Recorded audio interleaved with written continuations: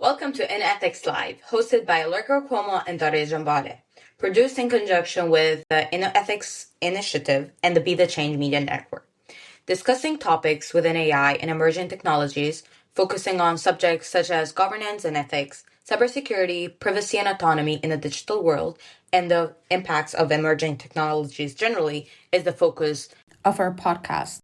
By combining both a philosophical humanitarian perspective and a technical scientific one, the aim of the podcast is to discuss these global issues from a point of view that takes into consideration the many facets of these discussions. Coming from different backgrounds, both on our focus subjects, but also from different countries, and having met at a conference that celebrates youth global cooperation, Daria and I seek to emphasize the importance of a global perspective on these topics. In our previous episode, we talked about what impact AI has had and will continue to have on the job market. And from a different lens this episode, we're going to be switching the topics to focus on cybersecurity with a very interesting guest, Andrei. Thank you so much for coming today on the podcast, Andrei. If you could please introduce yourself and the work that you're currently doing. All right, thank you for having me, of course. So I'm Andrei. I'm a third-year computer science student at Maastricht University. I'm just about to finish my bachelor, so I'm really excited for that. But on the side, I founded the sort of only ACM Student Chapter in the Netherlands and brought it from 0 members up to 120, I believe, at this point, or a little bit less than that. Within a year, we've done countless projects. We've hosted very cool people, very cool speakers from either the research or the security industry. And now we're quickly expanding into other fields of computation, going into AI as well. But for now, at least, the main concentration was cybersecurity. Through that, we founded the CTF team of the university as well, the Capture the Flag team. We've brought that from 0 experience up to second place nationally under the academic teams.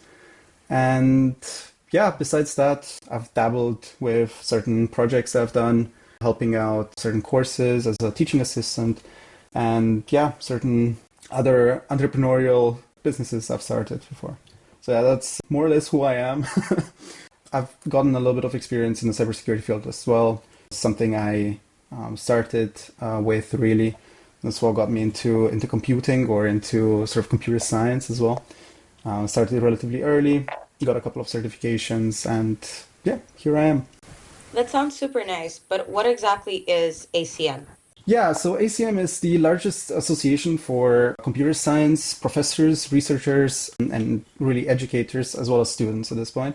It's one of the communities that offer, for example, the ACM Turing Award, which is the equivalent of the Nobel Prize in computing, since we don't really have one.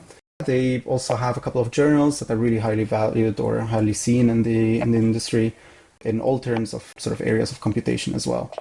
So they offer sort of the capability of establishing student chapters that allows us to connect with researchers as well as other professors from all over the world, as well as other teams. And that's something I was sort of lucky enough to be able to establish here, since there was not anything sort of similar to this at our university. I also have to mention I was part of the first cohort for the computer science bachelor.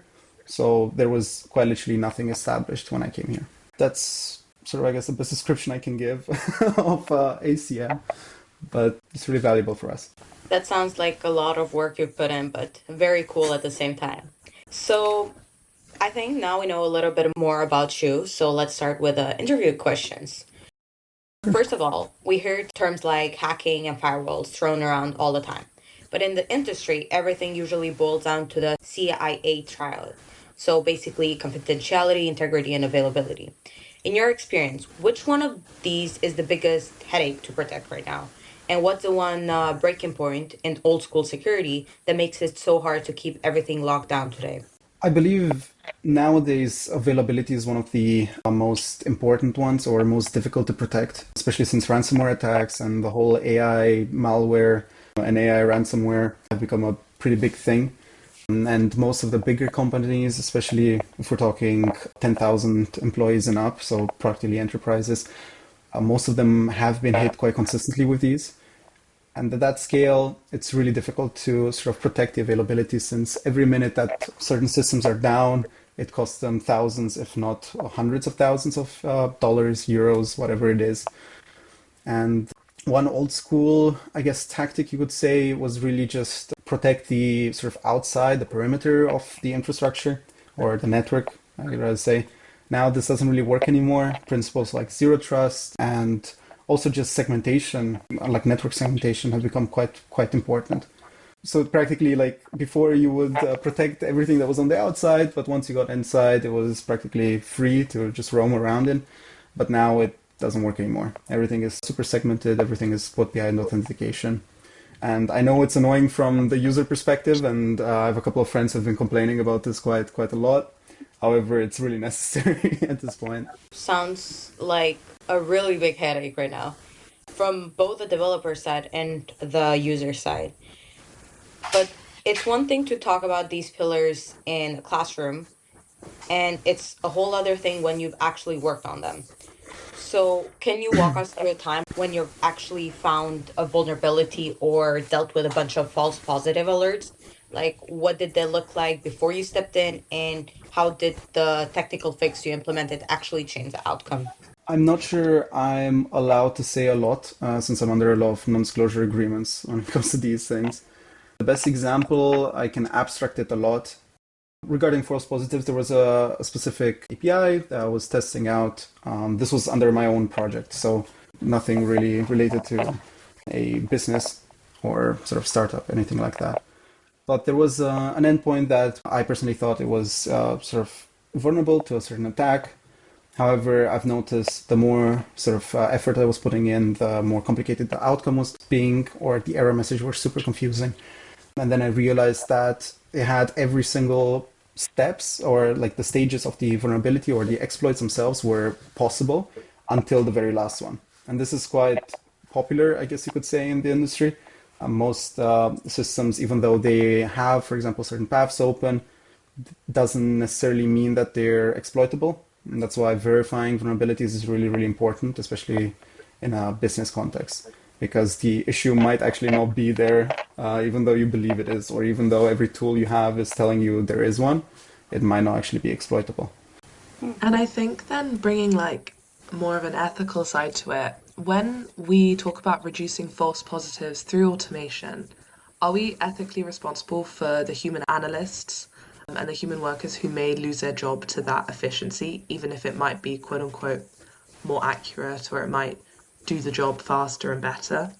At least for now, I don't think we can fully replace analysts. And even though we can improve their sort of efficiency and performance when it comes to detecting certain vulnerabilities, there are still some very niche sort of, I guess, examples of vulnerabilities that really cannot be found with AI just yet, or at least not easily, since there's not enough data of it. And when it comes to sort of the ethical aspect of the SOC analyst, I know for a fact there's quite a high burnout rate when it comes to that specific job. And in this sense, I don't see it as the tools sort of replacing the human or sort of affecting the human itself really when it comes to the ethical aspect. It's mostly there. I see it as a tool for them to be able to use. I don't necessarily think there is that, or at least a very big ethical question when it comes to these technologies, at least for now. Later, when they become fully automized, then I think it becomes a bigger issue. But right now, as it is in the industry, I don't think that's that big of a concern. No, that makes total sense. Plus, in like a recent episode we did, we talked a lot about when using like AI and other technologies to assist with work as opposed to replacing work. I think that's something that will like be an interesting way of how people try to find the balance between having a more optimized and efficient work output, but at the same time not completely replacing. As you were saying, there are still situations that are niche or quite conditional where you are still needing a person with all the experience or very particular experience to complete that work essentially. So yeah, that makes total sense. Thank you. So, in an earlier answer, you mentioned that availability is the biggest headache, and we're moving from this area of life when we just had to get in and have access to everything to a zero trust approach. So, can you talk more about what it is and why is it so much more effective than just guarding the entrance? Typical networks, at least before zero trust became a very important sort of tool or important approach, where practically you had the outside internet and then the sort of inside network that you sort of did your stuff on. So everything business related was done on the inside of the network. And the line between them is called a DMZ, or a demilitarized zone, which is really the sort of entrance to your own network from the outside. Usually that specific line was guarded very well. Everything from logging to intrusion detection systems were all sort of pointed towards that specific line. But with Zero Trust, it's a little bit different. The inside of the network you can practically say, has little DMZs within the actual internal network. Everything is bound by authentication, so every step that the user needs to take within the internal system needs to be authenticated. And it's become quite a big thing, especially recently. It's become quite easy to implement as well. Enterprise solutions have been developed, and it's really everywhere, purely because nowadays the vulnerabilities have become so advanced that there are more threats to the internal aspect of the network, right? Things like through ransomware attacks, right? You get into it, let's assume you get some sort of internal account, attackers take advantage of it, and you really want to minimize the impact it has on the network, especially since nowadays most businesses have an online presence and they need the infrastructure to be up for them to be functional or for them to operate. So purely because every minute that they're down, it costs them a lot of money. It needs to be a lot more segmented to ensure that in case of a breach, it doesn't really destroy everything or take everything down. I think that's one of the biggest reasons why Zero Trust has become such an important factor. And with this Zero Trust approach, what is the balance between building like a security framework and building something that relies a lot on the surveillance of like users and what's happening behind the scenes? How do we make sure that the convenience of seamless security outweighs the ethical cost of a workplace where trust isn't necessarily something that can be considered anymore? Obviously, security is always a trade-off and always has been. And I know it's super annoying to have to re-enter two-factor authentication codes every 5 minutes. I know for a fact Daria is is dealing with this as well at the university level. There's the really fine line between being excessive and just enough to sort of provide like security, right? Or at least a decent protection level. And depending on where you are, in certain companies obviously have had issues with this before where they've been monitoring certain employees. However, especially in the EU, I think there are, thank God, certain regulations in place that don't allow you to do this, or at least at this level. That has a big effect on sort of how companies operate. But again, there is a really fine line between sort of getting an advantage or being able to detect a threat or someone who's in your system and actually monitoring consistently your employees to sort of understand their patterns. Usually it's abstracted at a network level. You have sort of what is going in and out of the network to understand like traffic patterns without actually going into each person individually. And that is then used to see, well, abnormal traffic, right? I think that's sort of the level of abstraction that is currently implemented. I hope it's not going to go deeper than this with, I don't know, typing patterns or things like these. But thanks to the GDPR regulations, we are pretty okay. That calms our minds a little bit, at least for now. Moving on with how AI has been flipping everything, it has done that for cybersecurity as well. On one hand, it helps us spot threats instantly or much quicker than before. But on the other, hackers can use it to create any type of malware that it's better than what a human could code it. And that makes our jobs as cybersecurities harder in a sense. So in your view, what's the winning team of AI? Like, does it help the hackers more, or let's say the red team, or the defenders, which are the blue team? I believe, at least for now, the attackers benefit a lot more from the current technology. It's a lot easier to spot certain vulnerabilities rather than being able to set up a system that observes them and is able to respond accordingly, especially respond quickly. In incident response, since AIs like LLMs have become a quite big thing, has been going down. They have assisted in certain incident response and in some cases even reducing the time from like observing the actual exploit happening or the vulnerability being exploited to completely resolved. In some cases, it's gone down by 53%, which is really, really great. However, it's still a lot easier for an attacker to use this tool, right? Things like changing malware, like you said as well. I mean, I guess it's gotten more common now when it comes to certain types of malware, especially ransomware attacks, being able to change certain payloads very, very quickly to avoid detection. And I know for a fact there have been certain LLMs or developed specifically for cybersecurity and to really help out the defending team as well. However, I'm also a little bit more sort of biased when it comes to this question.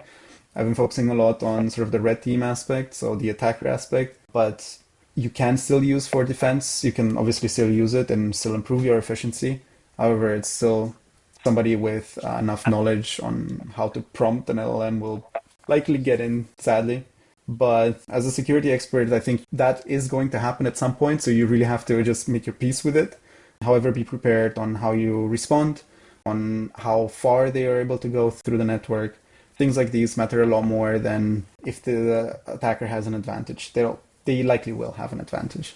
But looking forward to other systems being developed, especially there are certain, for example, from Anthropic, certain models that are going to be released quite soon that have shown to be able to find vulnerabilities in operating systems, Linux kernels, other applications like FFmpeg. And these have not yet been released to the public, but once they are, it will obviously help the defending team figure out solutions as well. So I'm looking forward to seeing like a future where sort of there's an equal sort of advantage or disadvantage. However, likely the attackers will always have an advantage. It's a lot easier to break into something rather than defend it. Coming back to what we were saying about the defenders, the blue team, the attackers, and the red team, in a scenario, which is particularly likely one, if a blue team defending AI autonomously blocks a perceived threat, but ends up cutting off access to a critical hospital database or emergency services by mistake, what would be your perspective on who's responsible or liable? The developer, the security team, or the AI itself? I feel like it always comes down to how you implement the specific technology. And I feel like that's why also people are really needed in certain positions. And obviously the technology that you use to defend your hospital in this case, it should be your responsibility, right? You should be the one controlling it. I don't see blaming necessarily the developer unless there was something sort of underneath that you didn't know about it. But as an employee that is using this technology, you should understand the sort of consequences or consequences to giving it too much access. Sadly, the human is still going to be responsible for certain things. But even taking down, for example, a network in an attack, it's a last resort for a lot of companies and especially hospitals and really important infrastructure. But it has been done before, even by people. If it happens, if the AI has enough evidence to really tell that this is the last option, it should, in my opinion, prompt the person or the security engineer working there for the actual okay. However, yeah, it really depends on how you implement it. It really depends on access controls, whether it can or should be able to do that. And unfortunately, the people are still likely going to take the blame for it in case, everything goes down. In a more recent episode we recorded, Daria and I had a really interesting discussion. We were talking about agentic AI and also AI in jobs and how if we've still got a human-in-the-loop attitude, how much responsibility do they actually have versus how much are they almost going to be like a scapegoat for if something does go wrong. So yeah, it's very interesting to hear your perspective on where the responsibility should lie. And the other question I had following what we were talking about with the defenders and attackers, can we ever truly win, quote unquote, an arms race if the cost of victory is surrendering human oversight to algorithms? Who will be the main benefit? You were saying that the red team benefit more so in the scenario, but yeah, it'd be great to hear your perspective. Well, it depends how you define winning, obviously. Especially when it comes to the attacks, usually you define it as sort of being the most cost-efficient solution to be able to, break into a company. And with agentic AI, you really have less time sort of needed from the people to actually find the vulnerabilities, to exploit, to write the exploits. And it can be automated very, very quickly. So obviously the area that you can attack or the amount of companies that you can attack, for example, are quite larger. And if you define winning as sort of advancing the knowledge or sort of preparing a human operator or like giving it enough experience to be able to find the threats on their own, in that case, I wouldn't necessarily say agentic AI or like fully agentic AI is going to be really helpful when it comes to this. It's for either role. I think this really applies for both red team and blue team. Since it's always a cat and mouse game, one finds a vulnerability, the defending team fixes it and it applies certain technologies to be able to find it quicker if it is being exploited. So there's usually an advantage, like I've said before, to the red team because it's purely just simpler to just throw stuff. You only have to be lucky once and then you're sort of in, you found something. However, it really defines how you see winning, right? I feel like, especially with fully agentic AI, like it's great to have and it's really, really useful in certain use cases. But when it comes to security, I feel like the last say should be done by a human. So a human in the loop system, I think, will be quite useful. With AI developing more and more, we're looking ahead with a lot of talk about quantum threats as well.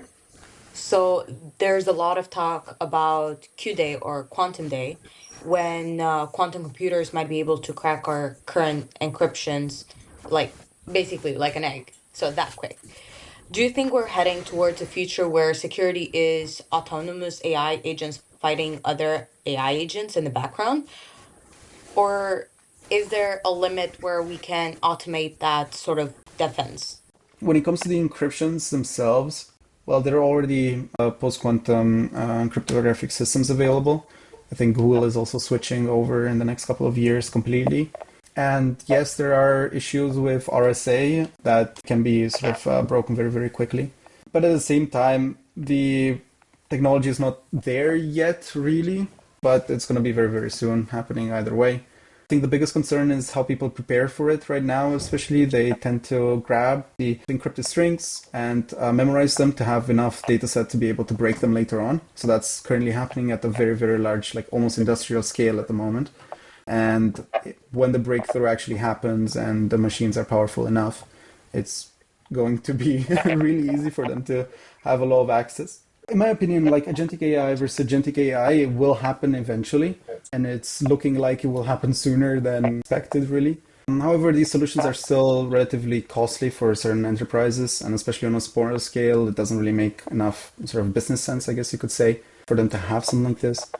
But it will happen eventually, and at that point, again, there likely will be an advantage to the people who have gotten a little bit more data or have a little bit better models. So there's always going to be inequality when it comes to these things, and whoever has more money obviously is going to be able to afford better technology to solve it. I'm just a bit more curious about which side is the one that's pushing this advancement more. Like, is it the attackers? Is this like specific businesses? Or is it, for example, the government wanting to crack another country's databases or something like that? At this point, well, obviously, I don't know what certain governments are doing. They're likely already developing or have already developed certain technology that we don't know about. I mean, when it comes to the tools, at least, for example, in the capture the flags that we usually do, we're using tools that have been leaked by the NSA, for example, or certain exploits that have been already leaked or sort of purposely made public, I guess you could say, or I don't know. I don't know where they came from, but it's rumored that they came from the NSA, for example.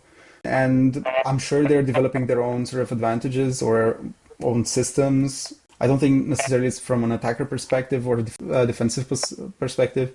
I think usually governments would probably be doing both, but again, I really don't know. Although you could see from certain private companies as well, they're going into more difficult fields that require a lot of sort of understanding and a lot of thinking power, I guess you could say. And they're developing certain systems, obviously with defense in mind, I assume, and not with an attacking perspective, but you can turn it easily into an attacking tool. And I think bigger companies, for example, like Anthropic as well, have understood the risks and the consequences that come with releasing such an intelligent model. And they are obviously taking precautions when it comes to these. So I don't necessarily think it's really an us versus them fight, especially when it comes from a private perspective or a private company. It's mostly like we're developing a system that can think better, and there are certain consequences to it. You can apply it either way. But yeah, I mean, again, governments, they are probably developing it to attack other countries and also defend their own. With large budgets, we can do a lot. It all boils down to that.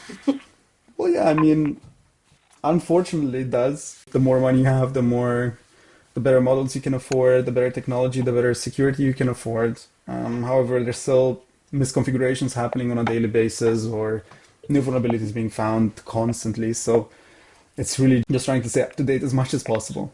And I guess looking at it from a privacy point of view for users as well. Obviously, these systems work off data. They need as much data as they can get, and companies use all the data they can find to train them. But with the whole discussion about Q-Day, are we effectively spending like the privacy of the current generation to fuel future business models? And like, what would be your perspective on like the ethical implications of this?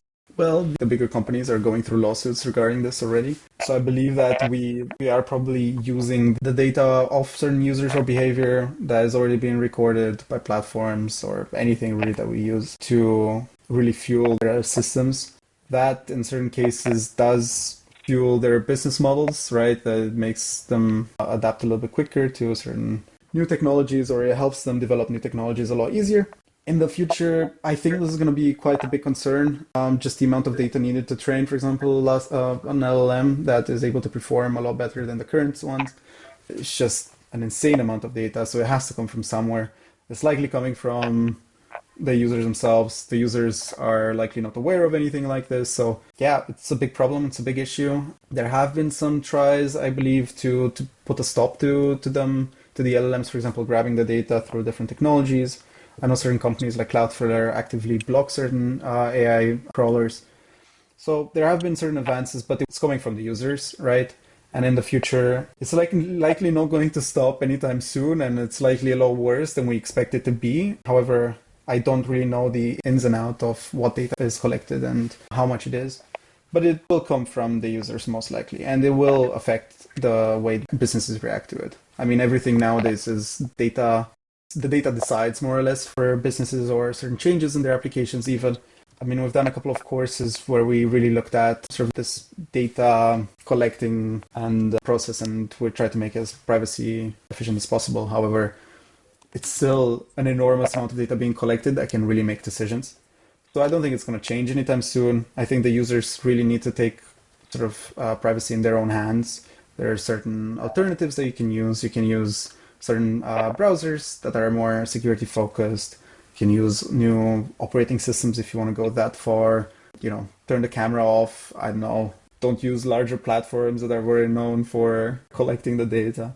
That's kind of the only thing that really you can do about it at the moment. However, yeah, I don't think it's going to change anytime soon. It's just the users need to take it into their own hand. It sucks, and it's really, really unfortunate that you have to go through these many sort of loops to be, I guess, more private.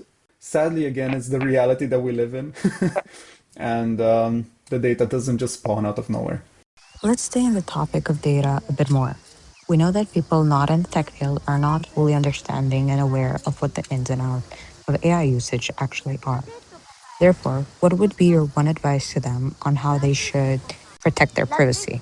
I love the principle of low-hanging fruits. As a user, things like updating or choosing a different browser. It's like going to a different website. So you don't necessarily need to be a technical person to do it, but they can really help in sort of cookie management and all of these very tech-focused trackers or technologies, right? It can really help you cut down the unnecessary things that track your data through different websites. So I think that's really the process to this. You just have to cut the low-hanging fruit first and then sort of advance to other approaches. But also I find it quite interesting that, well, since the US is currently doing whatever it's doing, I find it quite interesting that, especially in Europe, we're switching to more European-focused companies or solutions.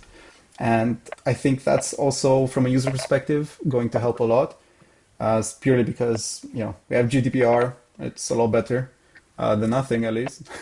No, I'm joking. It's a lot better, right? And I suggest if the users can try to choose a European solution instead of American or sort of international solution, it would really help with that.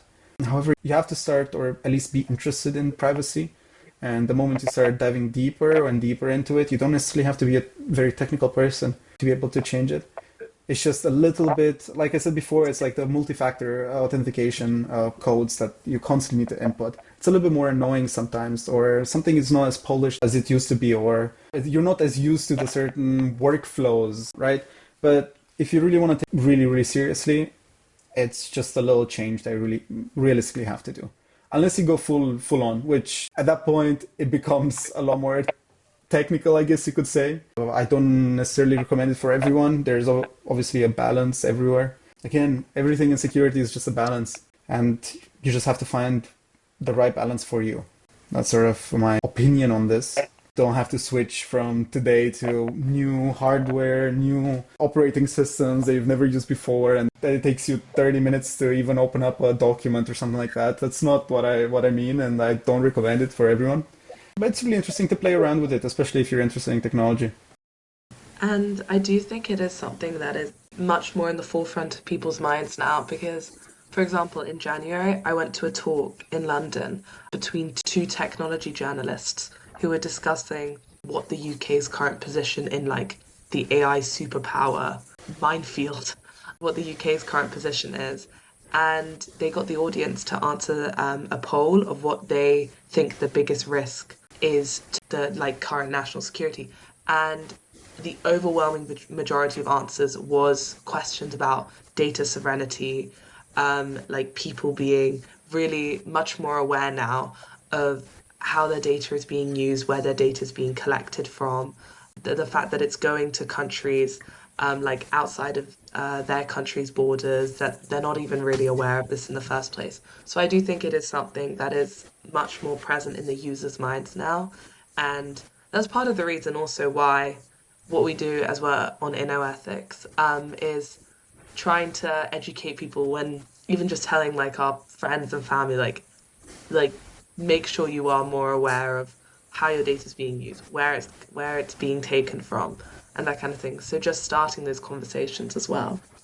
No, it's really important. I completely agree. And even if you have a little bit of an understanding of what is being collected, you don't have to understand all of the metrics, right? Even just a little bit of an understanding. And I think it's become quite, I guess you could say it's a trend, but in the good sense and not... yeah. At this point, a part of the population, at least in Western Europe, is really, I guess, technical enough to understand certain privacy concepts, right? And it really doesn't take a lot of effort to dive a little bit deeper. By that point, you just have to obviously make the trade-off. You want to switch or you don't want to switch if you understand the consequences. But at least even with the cookie management systems that was introduced quite a long time ago, it makes you a little bit more aware of what is actually being tracked, or even if not all websites have it implemented, or even though they should. Things like these, at least it gives you a little bit more sort of understanding of what is actually being collected. And you should pay attention to these kind of things, unless you want your information to be, I don't know, used in really weird scenarios, or, you never know where it's going to pop up eventually. But yeah, no, I believe that people should be educated on this. And at least in my experience with there was quite an improvement. At least in my bachelor, right, my little bubble there. Yeah, people talk about this and they take it really seriously. I have some friends who are taking it quite to the, I guess, extreme with different operating systems, not using certain technology. I don't necessarily agree with that, but it's good that they understand the risk and the consequences of having an account everywhere. And Great. I think those are all our questions. Daria, do you have any more? No, I think we had a pretty full interview. And thank you, Andrei, for answering all our questions.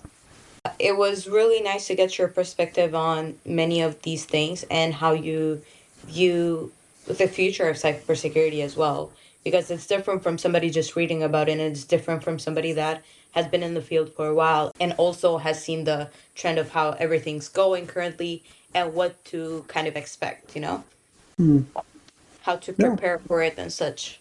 Yeah, no, thank you for the questions. They were really interesting. I had a fun time answering them. And yeah, I'm happy to have given my opinion on this topic, especially when it comes to educating people on sort of cybersecurity. And yeah, thank you again for having me. Thank you so much for listening to this episode of InnoEthics Live. And once again, a huge thank you to Andrei for coming on air and talking to us about cybersecurity, AI, and the different risks, both ethically and technically, that they pose. Our next episode will be following on this theme and talking about AI and privacy and how questions of privacy affect users, developers, and all sorts of stakeholders in these discussions. We look forward to seeing you then. Thanks for listening. See you soon.